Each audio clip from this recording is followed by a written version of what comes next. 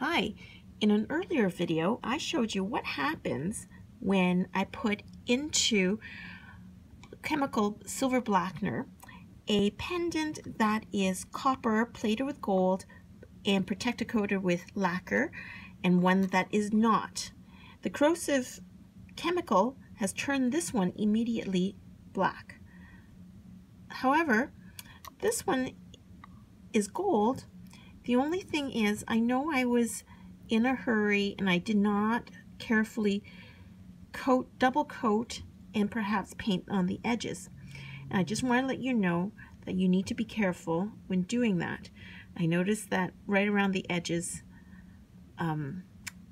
it's not fully coated. It's hard to see because the lacquer is clear.